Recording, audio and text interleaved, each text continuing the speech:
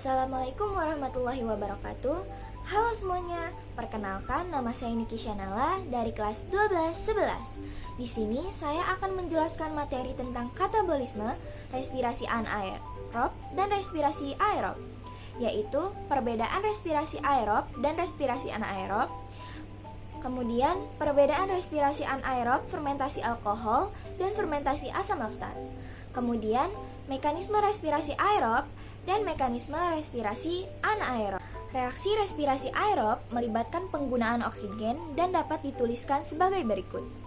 C6H12O6 atau glukosa direaksikan dengan 6O2 atau oksigen menghasilkan 6H2O atau air, 6CO2 atau karbon dioksida, dan energi yang berjumlah 36 atau 38 molekul ATP. Yang pertama, perbedaan respirasi aerob dan respirasi anaerob. Respirasi aerob adalah suatu proses yang membutuhkan oksigen untuk menghasilkan energi. Respirasi aerob dibagi menjadi 4 tahap, yaitu glikolisis, dekarboksilasi oksidatif, siklus Krebs, dan rantai transport elektron.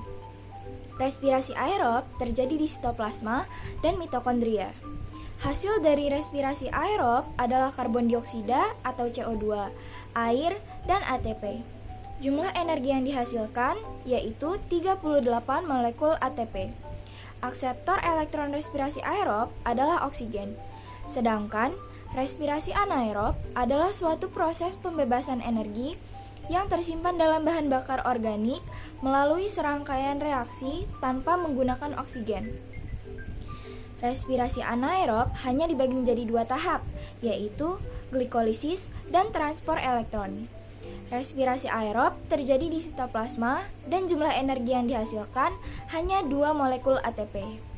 Akseptor elektron dari respirasi aerob adalah pada fermentasi asam laktat berupa asam pirufat, sedangkan pada fermentasi alkohol berupa asetaldehida. Yang kedua, perbedaan respirasi anaerob, fermentasi alkohol, dan fermentasi asam laktat. Fermentasi alkohol hanya terjadi pada sel jamur untuk pembuatan tapai atau minuman anggur. Akseptor elektron dari fermentasi alkohol adalah asetaldehida dan hasilnya berupa etanol. Sedangkan fermentasi asam laktat hanya terjadi pada sel otot hewan dan manusia, eritrosit, serta bakteri atau jamur dalam pembuatan keju dan yogurt. Akseptor elektron fermentasi asam laktat adalah asam pirufat dan hasilnya berupa asam laktat. Yang ketiga, mekanisme respirasi aerob. Mekanisme respirasi aerob dibagi menjadi 4 tahap, yaitu yang pertama, glikolisis. Glikolisis atau penguraian gula adalah reaksi pengubahan bahan bakar organik, glukosa atau gula berkarbon 6, menjadi molekul asam pirufat, asam berkarbon 3. Tahap ini terjadi di sitoplasma. Hasil dari tahap ini adalah 1 molekul glukosa bisa menghasilkan 2 asam pirufat, 2 molekul NADH, 2 ATP, dan 2 H2O. Yang kedua, dekarboksilasi oksidatif. Dekarboksilasi oksidatif merupakan reaksi antara glikolisis dan siklus Krebs, yaitu reaksi pengubahan molekul asam pirufat beratom 3C menjadi asetil CoA beratom 2C.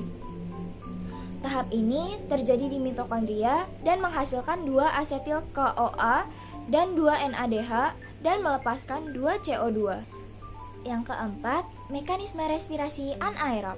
Mekanisme respirasi anaerob hanya terdapat 2 tahap.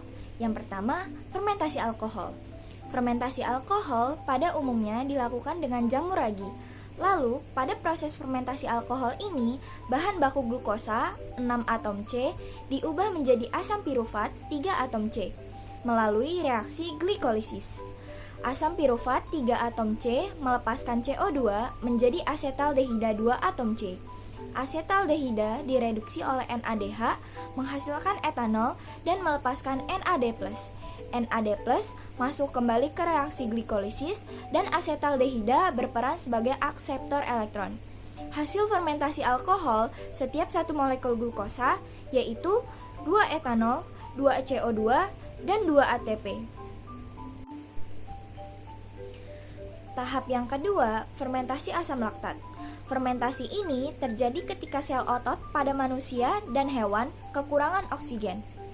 Pada fermentasi ini, glikolisis mengubah glukosa 6 atom C menjadi asam pirufat 3 atom C. Asam pirufat langsung direduksi oleh NADH sehingga membentuk asam laktat 3 atom C dan melepaskan NAD+. NAD+ masuk kembali ke glikolisis dan asam pirufat berperan sebagai akseptor elektron. Hasil fermentasi ini adalah 2 asam laktat dan 2 ATP. Sekian penjelasan materi dari saya. Mohon maaf bila ada salah kata. Saya akhiri. Wassalamualaikum warahmatullahi wabarakatuh.